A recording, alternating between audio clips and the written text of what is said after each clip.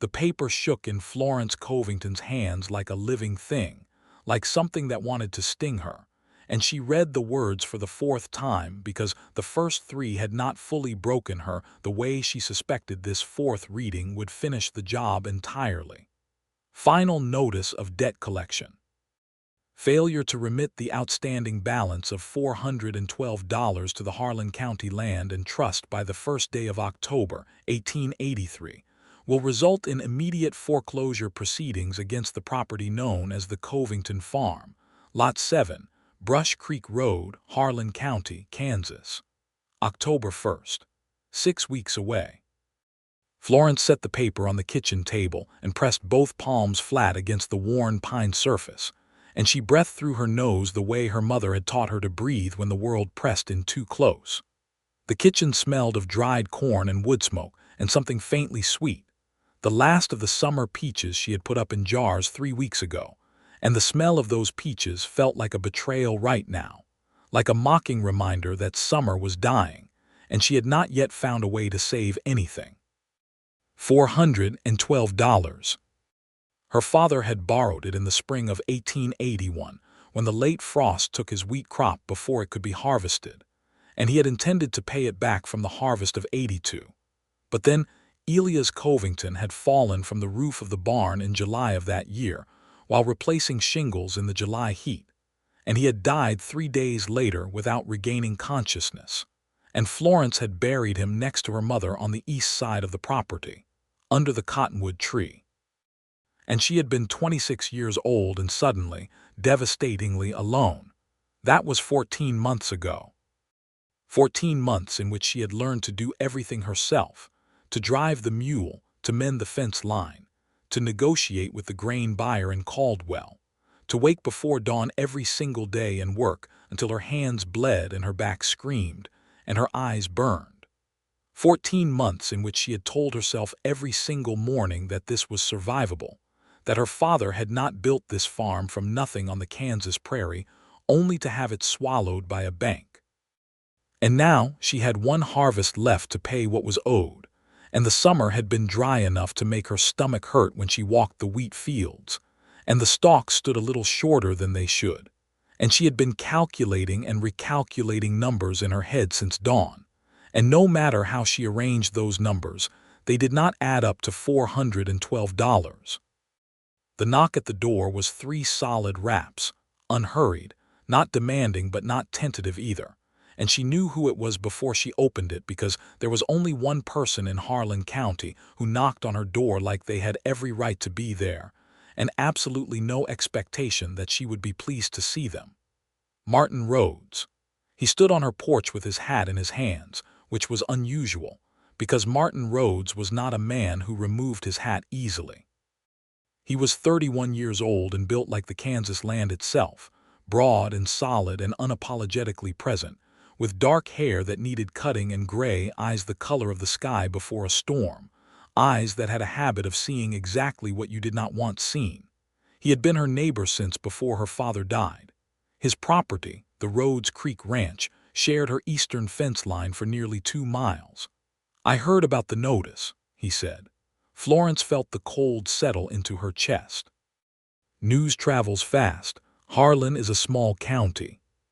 He turned his hat in his hands twice, and his eyes moved past her to the table where the paper sat, and she did not try to hide it because there was no point. "I was in town this morning at Greer's store when Clement Walsh was talking about it." Clement Walsh, the man who held her father's debt, a smooth, well-dressed man with a smile like polished silver that meant absolutely nothing warm. She had met with him twice since Elias died, and both times she had walked away feeling like she needed to scrub her skin. "Walsh was discussing my private financial affairs at Greer's General Store," Florence said. "He was." Martin's jaw tightened in a way that told her he had not enjoyed hearing it. "Florence, how much do you need?" "No. You haven't heard. I know what you're going to offer, and the answer is no." She stepped back and gripped the door frame, not to close it in his face, just to hold on to something. "I'm not borrowing money from you, Martin."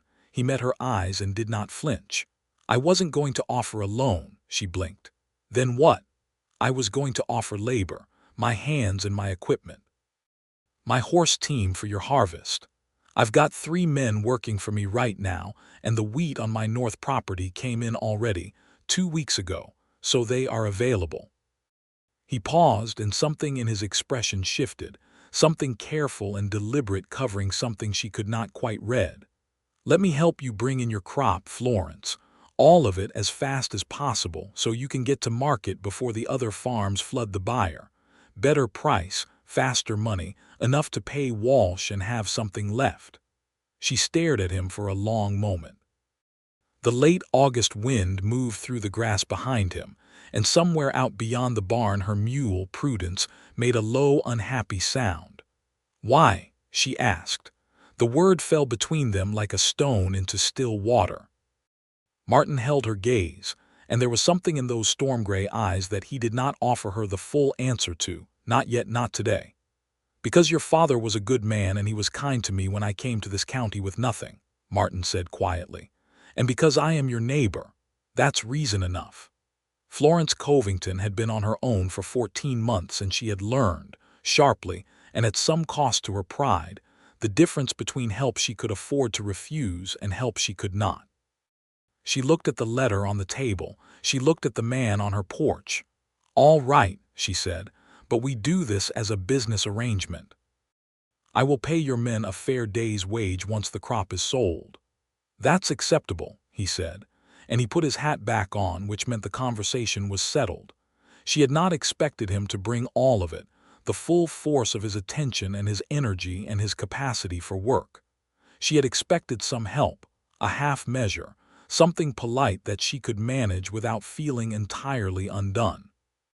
What she got was Martin Rhodes at 6 in the morning on the 28th of August, 1883, standing at the edge of her wheat field with 3 ranch hands and 2 horse teams, and a mechanical reaper that he had borrowed from the farm implement supplier in Caldwell, which meant he had driven to Caldwell and back the day before just to have it available. She stood at her porch and watched him organize her harvest with the same quiet, steady authority with which he seemed to do everything, and she felt something shift in her chest, some small, stubborn door she had been holding shut with both hands. She had spent the entire previous night convincing herself that this was practical, that accepting his help was not weakness, that her father would have done the same in her position, taken the hand that was offered without letting pride swallow the farm whole. All of that was true, and all of it was rational, and none of it adequately explained the particular way her heart had behaved when Martin had stood on her porch with his hat in his hands and his gray eyes steady and his voice saying, "Because I am your neighbor," as if that simple fact explained everything. The first day of the harvest was loud and physical and relentless in the way that only farm work can be, the kind of exhaustion that lives in the body rather than the mind. Florence worked alongside the men without apology or explanation, pitching wheat bundles and binding sheaves with hands already roughened from a summer of solitary labor. And if any of Martin's ranch hands had opinions about a woman working the fields like a farmhand, they kept those opinions behind their teeth. Martin worked too. He did not stand aside and direct from a distance. He was in the field, handling the horse teams, managing the reaper with practiced ease, and Florence caught herself watching him more than once. The way he moved had an economy to it, nothing wasted, no flourish, just the clean, efficient motion of a man who had been working hard since he was old enough to hold a tool. At noon she brought out biscuits and cold water, and a pot of beans she had put on before dawn, and the men ate with the focused gratitude of people who had spent their morning at genuine labor, and Martin sat on the fence rail beside her and said nothing for a few minutes, which was its own kind of relief, because Florence found that she had grown deeply tired of people feeling obligated to fill silence. "You came up short on the north quarter," he said eventually, looking out over the field. Her stomach dropped. "I know, the dry spell in June. It's not catastrophic. The south and west sections look better. Better is not the same as enough." She pulled at a loose thread on her apron. "I've been doing the arithmetic. Even with a good price per bushel, I need the east field to yield well or I'm short by 60, maybe $70. Martin was quiet for a moment. The east field will yield. You don't know that. I looked at it this morning when I set up the teams. He turned to look at her, and the afternoon sun was behind him, and she had to shade her eyes to meet his gaze, which put her at a slight disadvantage that she suspected he was aware of. The east field is going to surprise you, Florence. The soil held moisture better because of that low ground near the creek. The stalks are thicker than they look from a distance. She wanted to believe him. She found, uncomfortably, that she trusted his assessment more than she probably should have, given that trusting the word of a man she barely knew went against everything the last 14 months had taught her. You know crops, she said. My father was a wheat farmer in Ohio before he was anything else. He made sure I knew the land before he let me know anything else. Something moved across his face, a shadow, quick and then gone. He had specific opinions about the moral character of men who could not read the ground they stood on. He sounds like he had specific opinions about a great many things. A brief and genuine smile crossed Martin's face, and it was the first time she had seen it fully, and it did something to her pulse that she chose to ignore. He had absolutely relentless opinions about everything. He was insufferable in the most constructive possible way. The smile faded to something softer, something private. He died 7 years ago. I still hear him in my head when I walk a field. She looked away because the intimacy of that admission surprised her, and she did not yet have anywhere to put it. My mother used to say that the dead do not leave, they just get quieter, she offered. She sounds wise. She was. Florence folded the apron thread back against itself. She died when I was 22. My father never fully recovered. He kept the farm for her as much as for himself. I think that is why he did not insure the debt better. He was distracted by grief for longer than he admitted to anyone. She had not said that to another person before. She was not sure why she said it now, to Martin Rhodes. On a fence rail in the middle of a harvest, she could not afford to fail. The words had come out without proper consultation, and she felt suddenly exposed in a way that the physical labor of the morning had not managed to make her feel. Grief has a way of making people's practical judgment go soft, Martin said, without judgment. That's not a character flaw, that's just what grief does. Florence looked at him. Have you experienced that? He met her eyes. Yes. He did not elaborate, and she did not ask, and the silence between them was not uncomfortable. It was something else. She would think about what to call it later, when she was alone, when she had the luxury of examining it properly. The harvest continued for 3 days, driven by the urgency of the market calendar, and the anxiety Florence felt every time she looked at the sky, which threatened clouds but did not deliver rain, which was simultaneously a relief, and a worry because the wheat was cut and bundled but not yet threshed. Martin had arranged for a thrashing machine to come from the neighboring property of a man named Harlow, and on the 4th day it arrived with its noise and its dust and its magnificent mechanical violence, and Florence stood in her farmyard and watched a season's worth of backbreaking labor transform into grain with a speed that felt almost indecent. She cried. Not in front of anyone. She was not built for public tears. But in the kitchen that evening when the light had gone and the men had ridden back to the Rhodes Creek Ranch, she sat at the table where Clement Walsh's notice still lay, and she cried with her head in her hands, the particular ugly crying of someone who has been holding themselves very tightly for a very long time. She did not hear the knock because she was crying, but she heard the door, and she was on her feet with her eyes scrubbed dry before Martin had taken 2 steps inside. I forgot he stopped. He looked at her face, and she knew the scrubbing had been insufficient, and she hated that. She hated being seen in the undone state. I'm fine, she said. I can see that, he said, and his voice was entirely without irony, which somehow made it worse. He held a pair of work gloves in one hand, the forgotten reason for his return, and he stood there in her kitchen and looked at her with those gray storm eyes, and she felt the truth of her situation, the pure exhausting vulnerability of it, rise up in her throat like something she could not swallow back down. "I haven't cried in 14 months," she said. "I didn't allow myself to." "Why not?" "Because if I started, I was afraid I would not be able to stop, and there was too much to do." She crossed her arms over her chest. "There is still too much to do."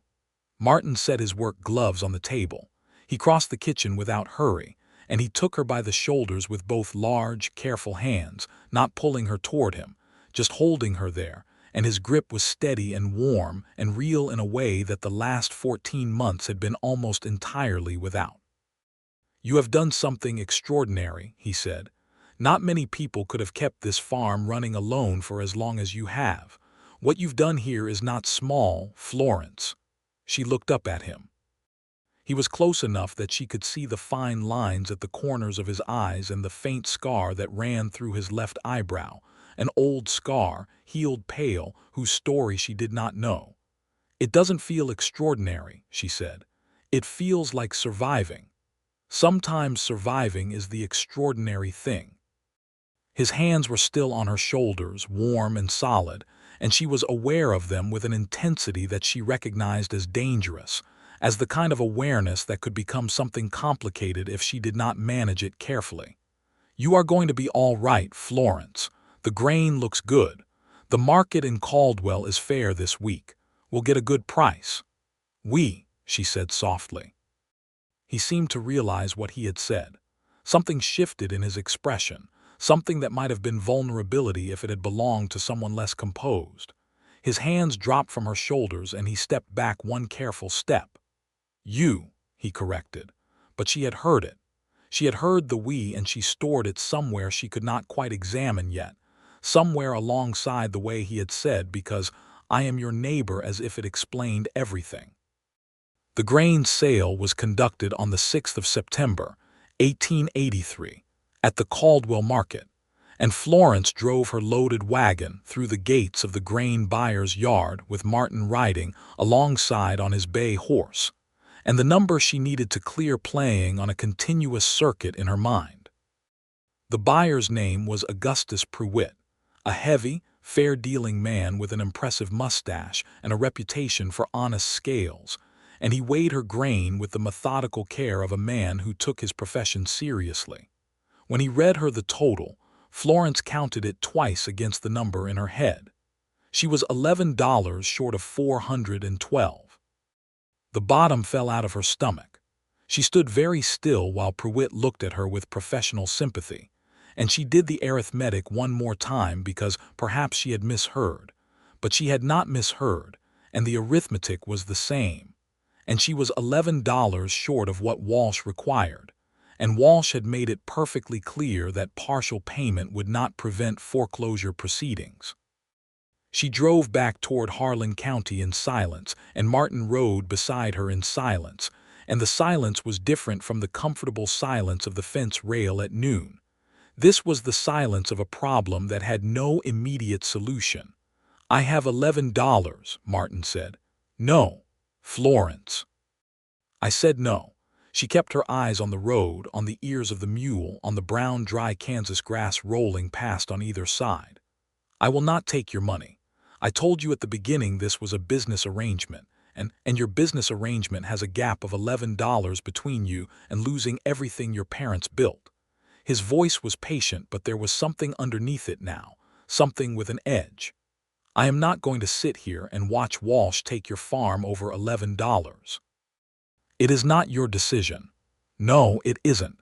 He pulled his horse closer to the wagon, close enough that she could hear him clearly without him raising his voice. "But I am asking you, as your neighbor, as someone who has spent the last week working beside you every single day, let me lend you $11, Florence, and when you have it, you can pay me back. That is a simple transaction between two adults." She stared straight ahead and her hands tightened on the reins, and she was so angry at the situation that her eyes burned, and she was not going to cry again. She was not. She had made herself a promise. "Why do you care so much?"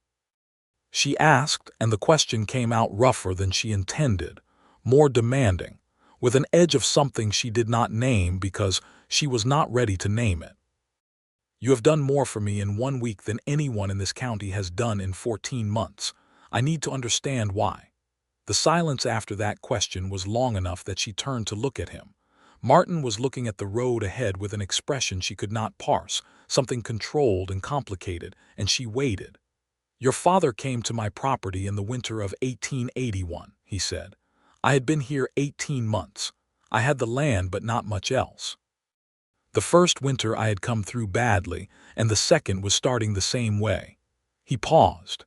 "My horse had gone lame on ice the week before, and a lame horse in winter on a working ranch is a serious problem. Your father showed up at my door with a spare horse in tow, and said he had heard I was in trouble and that he could not in good conscience let a neighbor struggle when he had something that might help." Florence felt something move in her chest. Her father, Elias Covington, who had borrowed money he could not repay and died fixing a roof that needed fixing, who had never in his life passed a struggling thing without stopping to see what he could do. "He lent you the horse," she said. "He gave me the horse. Told me it was a gift, not a loan, and that I should stop trying to hand him money and accept the gift with some grace." The edge of Martin's mouth moved, just slightly. "He said that a man who cannot accept help is a man who does not understand community, and that the prairie would break that man before it broke the man who knew how to lean on his neighbors." She pressed her lips together hard. She was not going to cry on this wagon on this road. She was absolutely not. "He was right," she said carefully. "He was." Martin reached into his coat pocket and drew out his billfold and removed a single $10 bill and a single $1 bill and held them out to her across the narrow space between the wagon bench and his saddle. "Lean on your neighbor, Florence." She took the money. The meeting with Clement Walsh took place the following morning in his office above the Harlan County Land and Trust, a room that smelled of tobacco smoke and ambition, and the particular dry paper smell of other people's financial difficulties. Walsh sat behind a mahogany desk that was too large for the room, and wore a cream-colored suit that was too fine for the county, and smiled his polished silver smile when Florence came through the door. He was not smiling when Martin came through the door behind her. "I was not aware this was a meeting for two," Walsh said. "It is a meeting for however many I choose to bring," Florence said, and she set the money on his desk, $412 in notes and coin, counted and recounted, exact to the dollar. Walsh looked at the money. He looked at her. He looked at Martin, who stood slightly behind and to the left of Florence, and had his hands clasped behind his back and his expression entirely composed. And there was something in Martin's stillness that communicated, with perfect clarity, that he was prepared to remain in that office as long as necessary. "You appear to have the full amount," Walsh said. "I do." Walsh picked up the money and counted it with the slow deliberation of a man who was looking for an error that was not there. His silver smile was completely absent now, replaced by something thinner and more revealing, and Florence looked at him and understood for the first time, clearly and without sentimentality, that Clement Walsh had expected her to fail. He had expected the farm to come to him. He had told Greer's store about the notice because he had wanted the county to know that Florence Covington was losing her land, and he had perhaps enjoyed the prospect. The debt was paid. Walsh had no choice but to stamp the receipt and hand it to her, and he did so with the precise minimum of courtesy. And Florence took the receipt and folded it and placed it in her coat pocket, and thanked him with the exact level of warmth his behavior had earned, which was none at all, and walked out of that office with her spine straight and her chin level. She did not fully exhale until she was outside on the boardwalk in the September air, and then she stood very still for a moment with her eyes closed and let the relief move through her like warm water. Martin came to stand beside her, not in front of her, not hovering, just there beside. "It's done," she said. "It's done," he agreed. She opened her eyes and looked at the street, at Harlan with its wagon ruts and its horses tied to hitching posts and its general store and its assay office and the barber shop where old Frank Milligan had sat in the window chair every day for as long as she could remember.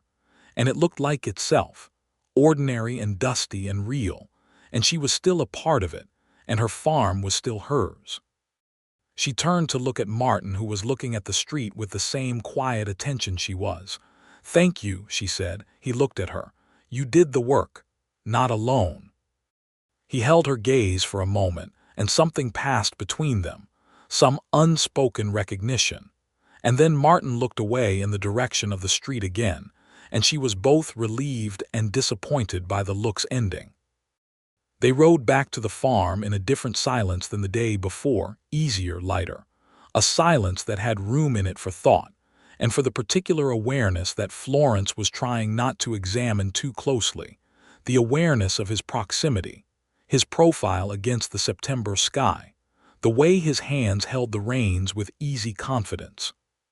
She had been alone for 14 months, and she had managed because she had sealed herself up tight against the loneliness and the fear and the missing of her parents, and had put all of that energy into labor instead.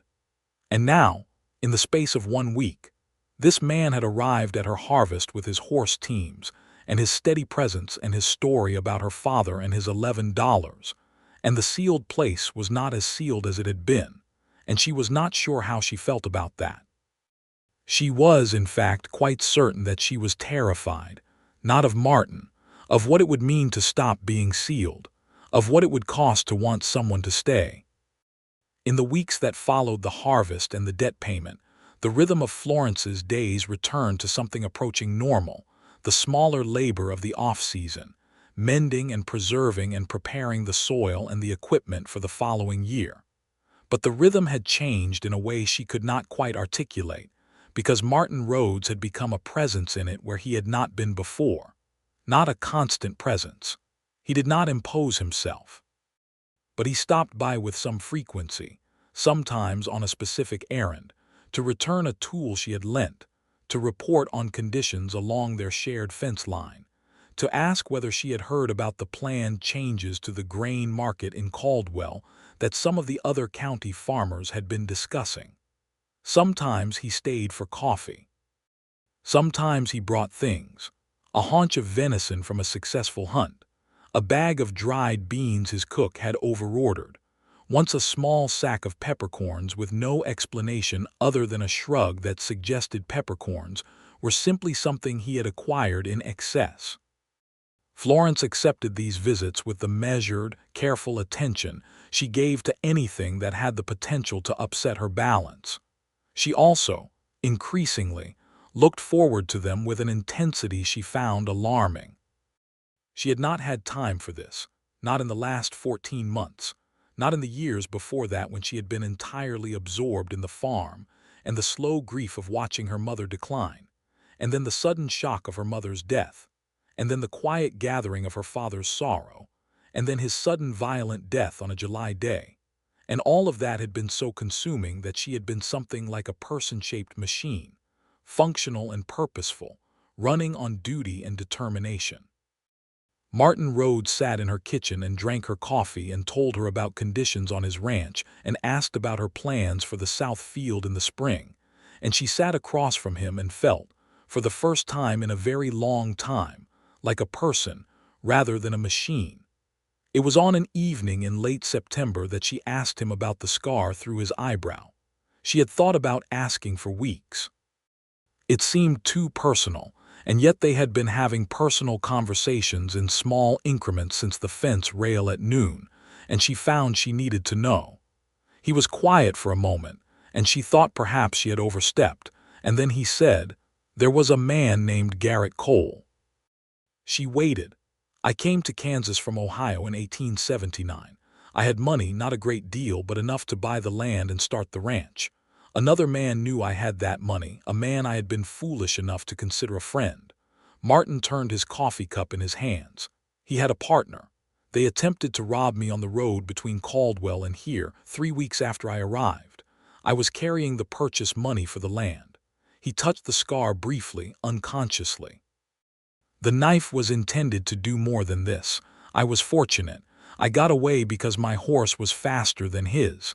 Florence felt cold. What happened to them? They were caught 2 weeks later in Wichita. The same partner had attempted a robbery there. They went to prison. He looked up at her. The betrayal was more difficult than the scar, if I am honest. I had trusted the man. I had considered him a genuine friend. It took me some time to understand that a person can choose to be trustworthy and that the only way to live is to continue trusting people carefully and not to let one dark act seal you against all of them. Florence felt the precision of that statement land somewhere deep and specific. A person can choose to be trustworthy, she repeated. Yes, his eyes were steady on hers, and they can choose to extend that trustworthiness to others who have earned it. She was fairly certain they were not only talking about Garrett Cole and his knife anymore. "You are not a simple man, Martin Rhodes," she said. Something in his expression warmed just slightly in that controlled way of his. "I am a very simple man. I am just not a shallow one." October came to the Kansas prairie with that particular quality of light that only October carries, golden and slightly melancholy, the light of things ending and things resting, and things preparing for a different kind of existence. The cottonwood tree by her parents' graves turned yellow and then gold, and Florence visited the graves on the anniversary of her father's death in early October, as she always did, and she stood there with the dry grass at her feet and the wide Kansas sky above and talked to her parents the way she always had. She told them about the harvest. She told them about Walsh's notice and the harvest and the debt paid. She told them about Martin Rhodes and the horse her father had given him in the winter of 1881. She told them she was frightened.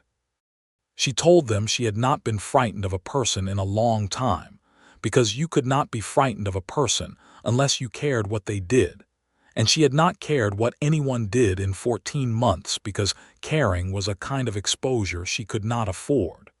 The leaves moved in the cottonwood tree, and she chose to take that as her mother having something to say. Martin found her there, not intruding, standing back at a respectful distance until she turned and saw him, and she was not surprised that it was him rather than anyone else. "I should have asked before I came out here," he said. "I didn't want to knock and not find you in the house. You could see me from the road." She asked. "I could see the yellow dress." He came to stand beside her and he looked at the two graves, at the simple markers and the small stones she had placed at their bases, and he said nothing for a long moment. "Your father was a good man. I mean that plainly and without embellishment. I know you do." She looked at the graves. "He would have liked you. He had a talent for finding people worth knowing." The silence was full and gentle, and the October wind moved through it like something benevolent. "Florence," Martin said. She turned to look at him, and the way he said her name in that exact moment, with that exact quality of weight and intention, told her that whatever came next was something he had been thinking about for a while. The knowledge of it made her heart accelerate in a way that was not unpleasant but was definitely frightening. "I have been trying to find the right moment for this since September," he said, and he turned to face her fully, and his gray eyes were the most direct she had ever seen them, with no careful covering, no controlled distance, just the actual thing. "I am not good at flowery language. I don't have poetic speeches prepared. What I have is this." He paused. "I would like to court you, if you'll allow it, formally, with your full knowledge of my intention and my character. I am not a perfect man and I have had my share of dark chapters, but I am an honest one, and I find that I cannot go on being your neighbor without telling you that I want to be considerably more than that." Florence looked at him for a long moment. The cottonwood tree whispered. Her parents' graves stood quiet and present in the October light. "You waited until now to say it," she said. "I wanted the harvest to be over first. I didn't want you to think the one was connected to the other, that I helped you in order to put you in my debt." She felt something expand in her chest, warm and aching and real. "That is a very careful distinction to make. It was important to me that you understood it."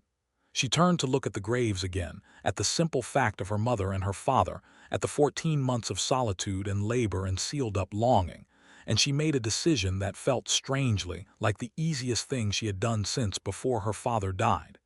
"Yes," she said, "you may court me, Martin Rhodes. With my full knowledge of your intention and your character, both of which I have found to be considerable." The breath he released was barely audible, but she heard it, and she thought that he had been more uncertain of her answer than his composure had suggested, and the knowledge of that moved her more than she expected. He did not take her hand. He did not embrace her. He stood beside her in the October light by her parents' graves, and the look on his face was something she would carry for a long time, the look of a man who had been given something he genuinely valued, and who was treating it accordingly. The courtship of Florence Covington and Martin Rhodes was conducted with a formality that suited both of them, shaped by the patterns of 1883 Kansas prairie life, which meant that it was not entirely private. The county noticed. Harlan County had been watching Florence with a mixture of sympathy and something slightly less kind since Elias died, and the appearance of Martin at her side at the October harvest social, standing near enough to be unmistakably present without being forward about it, generated exactly the kind of comment that small counties generate about such things. Florence was aware of the comment. She was not particularly interested in it, but she was aware. The harvest social was held at the Milligan Barn, which was the largest in the county and had been used for such purposes since before Florence was born. There was music, a fiddle player and a woman who played the piano that had been hauled from the church on a flat wagon, and there was food and cider, and the particular warmth of a community gathered against the coming cold. Martin danced with her once formally, in the way that dancing at a harvest social was formal, and she felt his hand at her waist and his other hand holding hers, and she was aware of him with a specificity that was entirely new, the solid warmth of him, the careful way he led, the fact that despite his size he was not awkward about it. "You dance well," she said. "My mother believed dancing was a necessary social grace," he said. "She drilled it into me with the same determination she drilled scripture. She sounds formidable. She was magnificent." The word came out with uncomplicated love, and Florence felt herself soften at the ease of it, the way he spoke of the people he had loved without the careful management some men applied to such admissions. "She died when I was 22, fever. I'm sorry." "So was I." He turned her gently through a step. "She would have liked you enormously. She had a great deal of respect for women who knew their own mind." Florence looked up at him. "Does she appear in your head when you walk fields the way your father does?" His smile, the real one, the brief and genuine one that she had catalogued since the first time she saw it on the fence rail, appeared. "She appears in my head when I do anything badly or with insufficient care. Her standards were high. Then I hope I meet them." He looked at her, and the warmth in his gray eyes was steady and unguarded in a way that made her pulse do the thing she had grown somewhat accustomed to but had not yet found a way to be unaffected by. "You exceed them," he said simply. She had to look away before she said something that outpaced where they were in this courtship, before she gave away the full depth of what had been growing in her since a man showed up at her porch with his hat in his hands and said, "Because I am your neighbor." They walked after the dancing, out into the cool October air with the music floating after them, and they talked.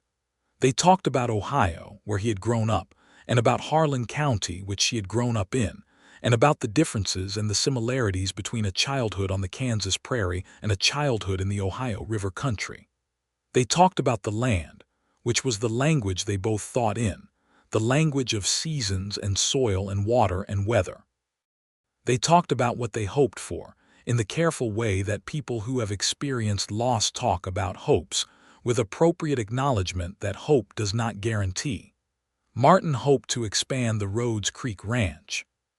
He had plans, careful and realistic ones, for adding cattle to the existing operation and for improving the water situation on the north portion of his property. Florence hoped to hold the Covington farm and make it what her parents had intended it to be, a place that could sustain itself and sustain her and eventually sustain more, though she did not elaborate on the more because the more felt too close to what was currently walking beside her in the October night. He walked her home. It was 2 miles and it was late, and she told him she did not need escorting, and he said that his mother would appear in his head and be deeply disappointed in him if he allowed a woman to walk 2 miles alone at night on the prairie, and Florence accepted this because she was not entirely honest with herself about wanting him to leave anyway. At her door, he stopped. "May I come to call on Sunday?" he asked. "Yes," she said. "I'll bring something," he said. "You don't need to bring something every time. My mother," he said seriously, "would appear in my head." Florence laughed, and the laugh surprised her, full and genuine, and she heard it and was almost startled by it. The sound of her own unguarded laughter, which she had not heard from herself in a long time. Martin looked at her with the expression of a man who had been given something unexpected and wonderful, and she turned to her door before the full embarrassment of it could land. "Good night, Martin." "Good night, Florence." She leaned against the closed door in the dark of her kitchen and stood there for a long moment, listening to the night sounds of the prairie, and she was smiling in the dark, and it felt like something returning. Sunday became a fixture. Martin rode to her farm every Sunday after morning, and they would sit on the porch if the weather permitted, which the November weather often did not. And so they sat in the kitchen instead, and the coffee was always on, and the conversations deepened week by week in the way that conversations between two people genuinely interested in each other's minds and histories inevitably do. She learned about his years in Ohio, the farming father and the formidable mother, and the 2 younger brothers he had supported when the father died. She learned that he had come to Kansas partly for the land opportunity, and partly because Ohio had too many familiar griefs and he had needed a new geography. She learned that he had spent 2 years genuinely uncertain whether ranching in Kansas was sustainable before her father had shown up with a spare horse in the winter of 1881, and something in him had settled. He learned about her mother's long illness, and the way Florence had managed the household through it, learning to cook and to sew and to manage accounts while her father worked the fields and her mother faded. About the particular loneliness of growing up an only child on the prairie, which was a wide and beautiful loneliness, but a loneliness nonetheless. About the books she had read, the novels her mother had ordered from back east that sat in a crate in the parlor, read and reread, the world of the wider country and the wider century arriving in paper form at a farm on Brush Creek Road. "What is your favorite?" he asked once, nodding toward the crate. She did not hesitate. "Jane Eyre." He raised an eyebrow. "Strong choice. You've read it."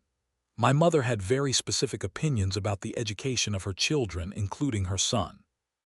He leaned forward with his forearms on the table, though I confess I was not initially a willing participant in the Bront curriculum, and upon reflection, I found that Mr. Rochester's choices were somewhat suspect, but that the essential argument of the novel, that genuine respect between 2 people is the foundation of anything that might be called love, was one I had no good objection to. He looked at her steadily. "I still think so." Florence held his gaze across the kitchen table. Outside, November wind pushed at the walls of the farmhouse and made the windows rattle, and the kerosene lamp on the table threw warm, unsteady light across the both of them. And she was aware that they were deep inside something now, something that had passed beyond the formal edges of courtship into the territory of the actual, the real, the thing itself. "Martin," she said. "Florence," he said back, with the smallest possible edge of humor over the steadiness. I think she stopped. She put her hands flat on the table.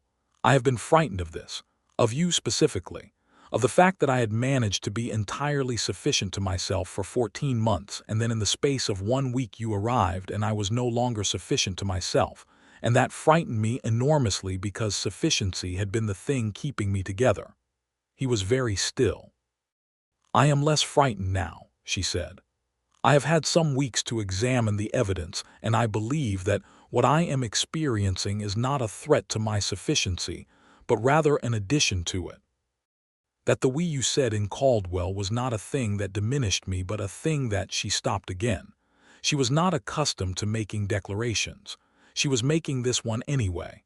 "I find that I would like the we to be accurate, Martin, not just in the context of a harvest.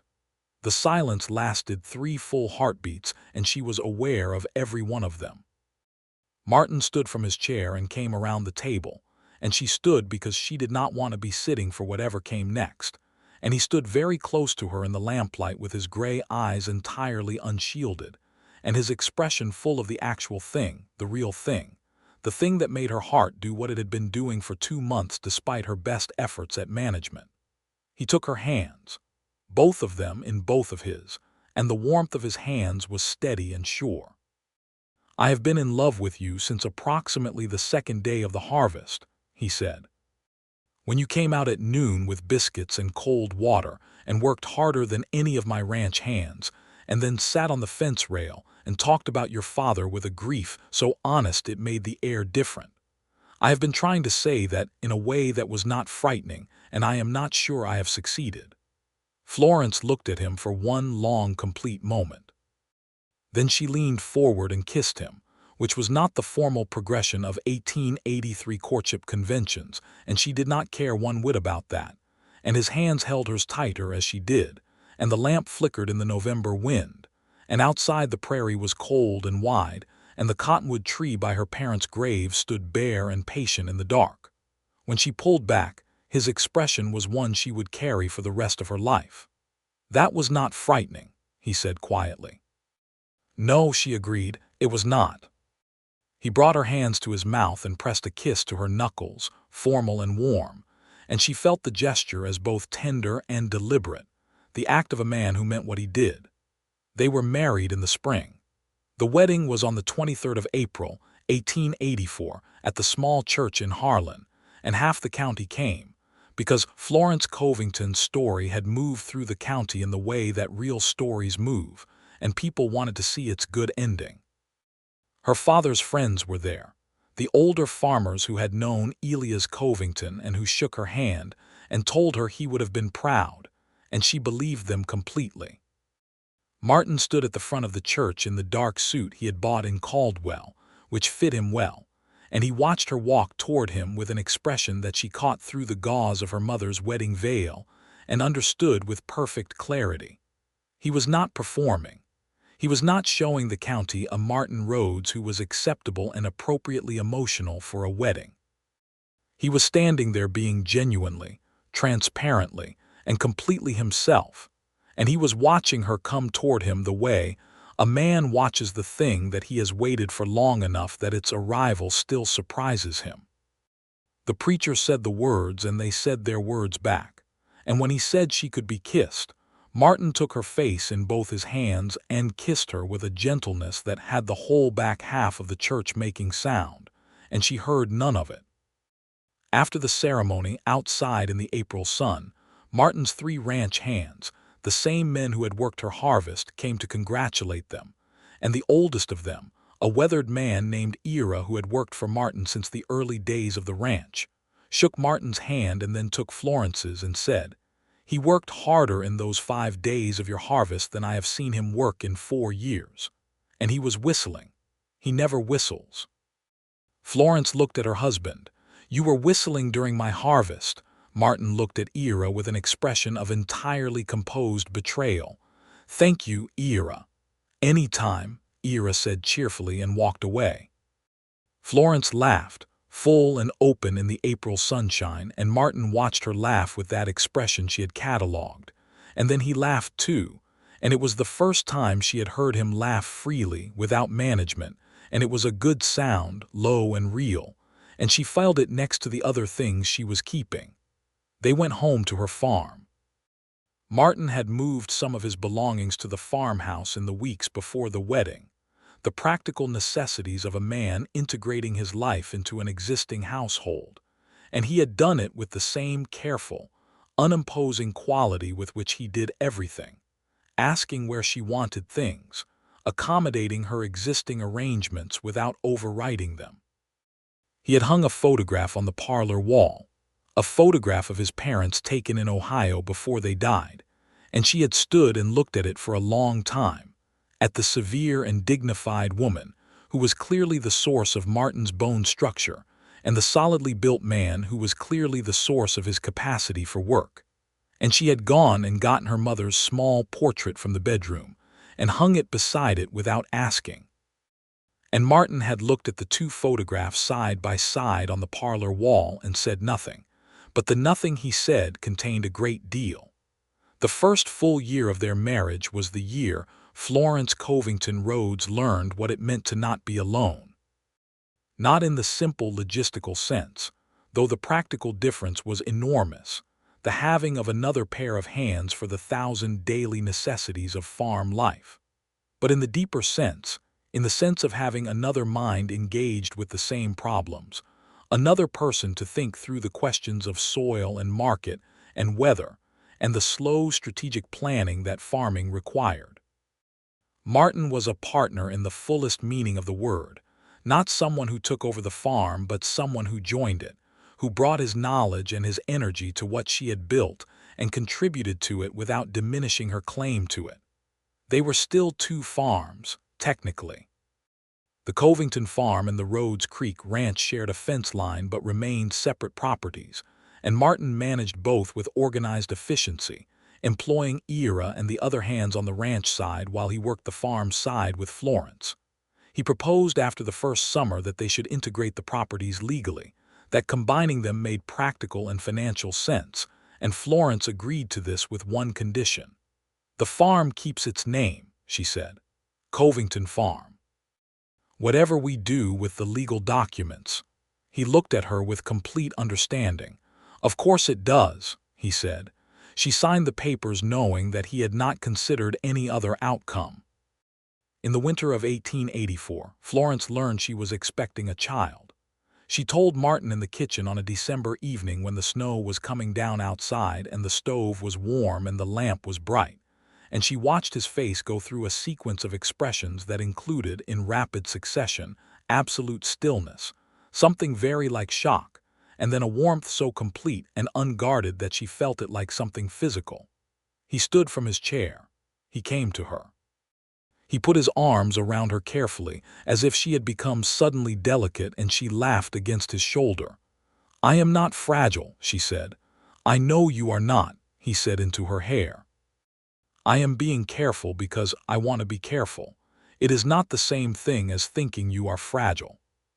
She wrapped her arms around him, and they stood in the warm kitchen while the snow came down, and she felt the completeness of it, this specific moment, this specific man, the farm outside its windows, her parents in the east field under the bare cottonwood tree, and the life that was beginning, the new small life that she had not permitted herself to imagine when she was alone with Walsh's notice on her table and the numbers that would not add up. Their son was born in July of 1885, on a hot Kansas morning when the wheat was already in, and the sky was the deep severe blue of high summer. The attending physician was a woman named Dr. Clara Marsh, who had set up practice in Harlan the previous year, a fact that Florence considered one of the more fortunate developments in the county's recent history. They named him Elias Martin Rhodes, because Martin had said, simply, that the name should come from Florence's side first, and the certainty with which he said it made her love him in a way she had not quite found words for until that moment. The love that comes from being fully known and fully considered by another person.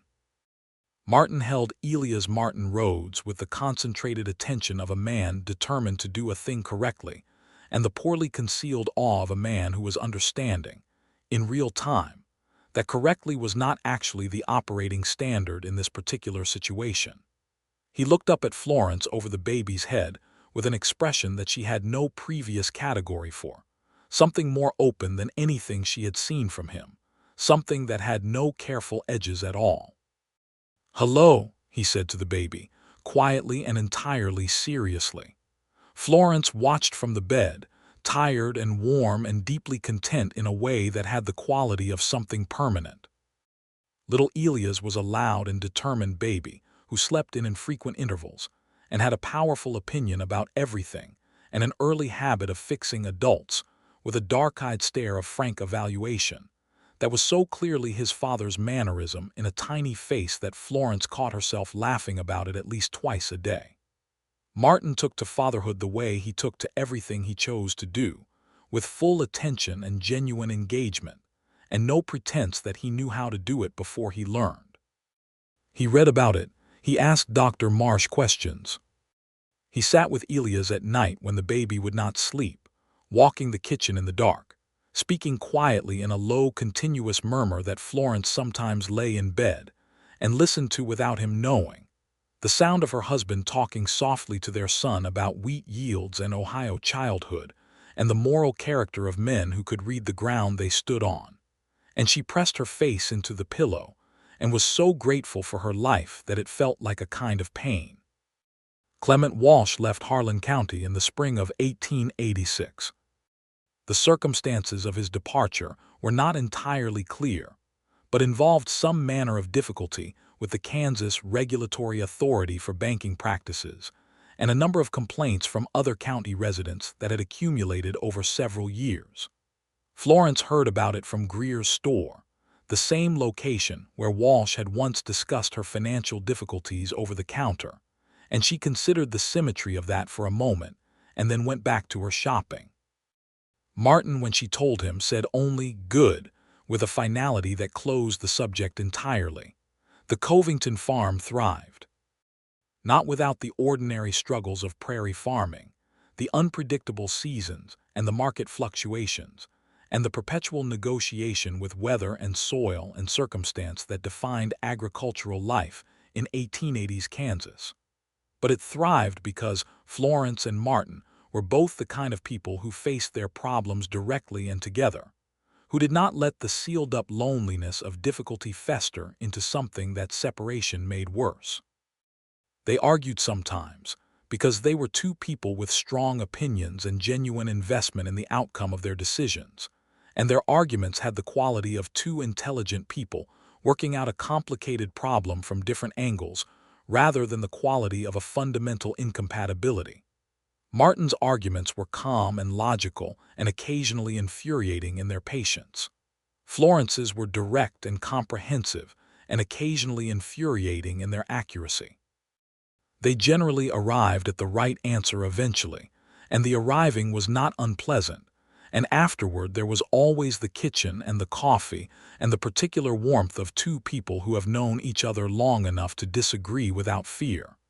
In the fall of 1886, a second pregnancy. This time a daughter, born in April of '87 on a morning when the spring was fully in and the cottonwood tree was coming green, and the prairie was the particular vivid color that only spring on the Kansas plains can achieve. They named her Clara Ruth Rhodes, Clara for Dr. Marsh, and Ruth for Florence's mother. Martin held Clara Ruth the same way he had held Elias, with that concentrated attention and barely concealed awe, and Elias, who was almost 2, stood beside his father with his hand gripping Martin's trouser leg, and looked at his sister with the profound uncertainty of a small person encountering an enormous change to his previously satisfactory arrangements. "That is your sister," Martin told him. Elias looked at him. "She is going to be here all the time," Martin continued. Elias looked at the baby. The baby made a small, indeterminate sound. Elias' expression shifted from uncertainty to something that Florence, watching from the bed, could only describe as resolve, the expression of a small person deciding to make the best of a situation he had not been consulted on. "Hello," Elias said to his sister, with his father's precise seriousness, and Florence made a sound that was definitely not a sob but was adjacent to one. The years accumulated with the generous abundance of a life that is genuinely lived. The farm grew, and the ranch grew, and the two properties became seamlessly integrated in practice if not entirely in legal description, and the name Covington Farm endured on the gate post and on the deed, and in the minds of every person in Harlan County who knew its history and knew what Florence Covington Rhodes had done to keep it.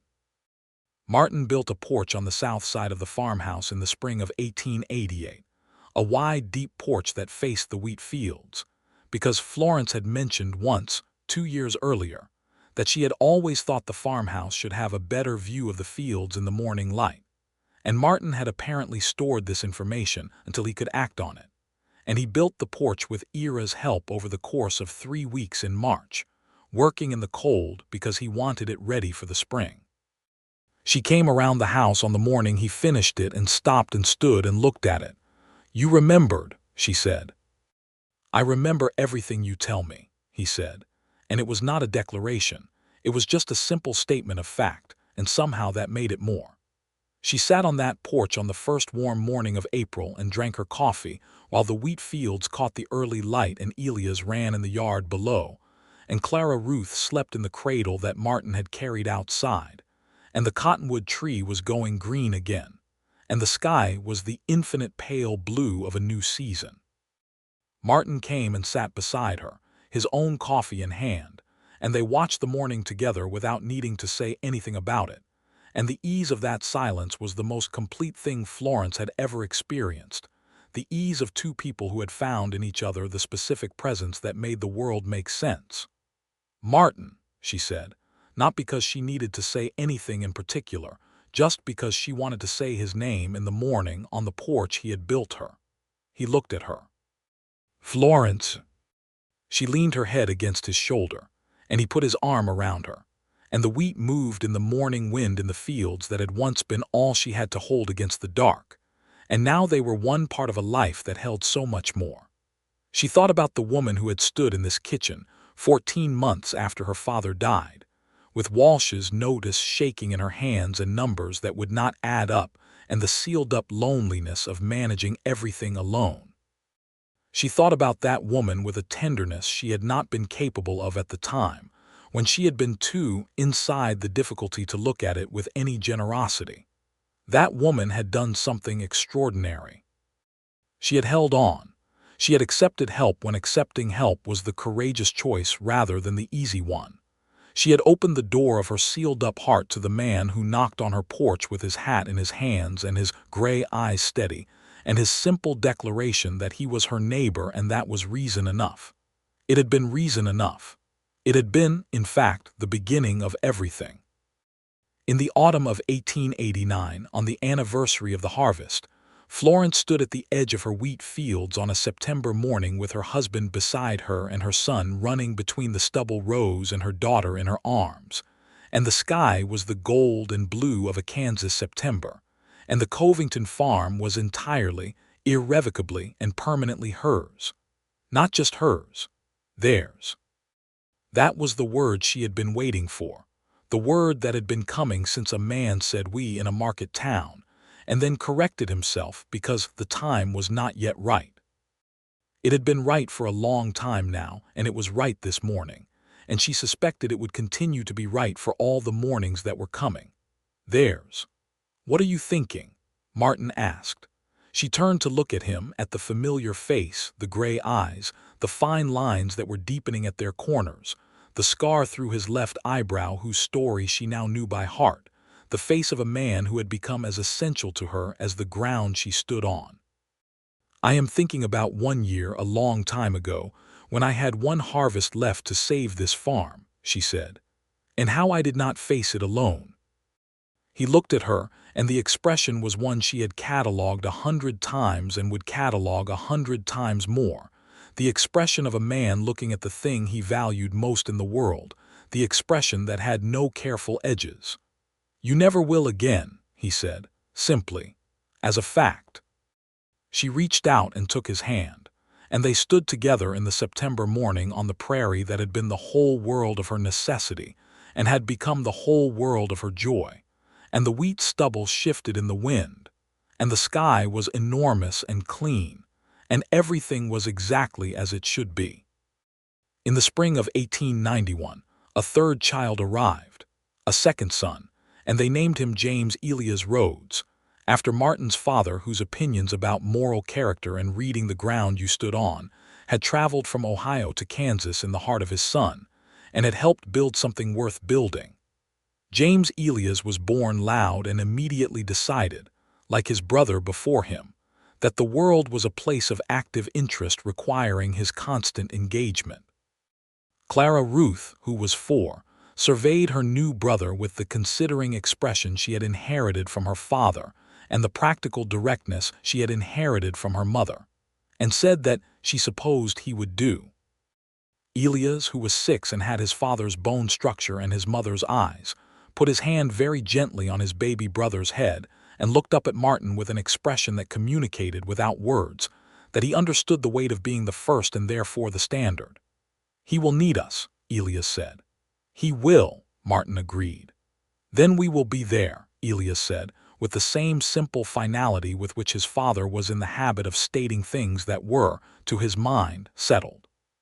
Florence, watching from the bed, thought about fathers and sons, and the way certain things pass through the years between them, not unchanged but recognizable, like a particular quality of light in a particular season, like the way the east field looked in the low morning sun of a September harvest, like the way a man looked when he had decided what mattered and had chosen to show up for it without conditions. The Covington farm stood on Brush Creek Road in Harlan County, Kansas, for many decades after, and the name on the gate post never changed, and the cottonwood tree grew tall and old over 2 graves in the east field, and the porch on the south side of the house caught the morning light across wheat fields that were tended with the same stubborn love that had kept them from being swallowed by a bank in the autumn of 1883. And Florence and Martin Rhodes grew old together on that porch, in the way that 2 people grow old who have chosen each other fully and without hidden conditions, without the dark secrets that unmake a love or the secret betrayals that hollow it out. They grew old with the good honest accumulation of days lived alongside each other, of harvests and winters and spring mornings and the loud energetic growth of children becoming people, of arguments settled in warm kitchens and silences that needed no filling, of a hand reached for in the September morning and held without question. She had had one harvest left, and he had come, and he had never let her face any of it alone. On an October evening many years later, when the wheat fields were harvested in quiet, and the sky above the Kansas prairie was going the deep violet of early autumn night, Florence sat on the south porch and listened to the sounds of the farmhouse behind her, the voices of her grown children and their own children, the particular warm noise of a house that has been filled up with love over a long time and has learned to hold it well. Martin came and sat beside her. He was older now, the dark hair gone gray, the gray eyes the same, the broad solid presence of him unchanged in the essential way. "They're loud," he said, of the house behind them. "They are," she agreed. "I love it." He looked at her with that expression, unchanged across the years, the expression of a man looking at the thing he valued most. "So do I," he said. She leaned her head against his shoulder in the October dark, and his arm went around her, and the cottonwood tree rustled at the far edge of the field, and the stars above Kansas were enormous and close and indifferent to time in the way of things that are permanent. And the farm was theirs, wholly and finally and forever, and so was this, the warmth and the weight and the steady faithful presence of the person beside her.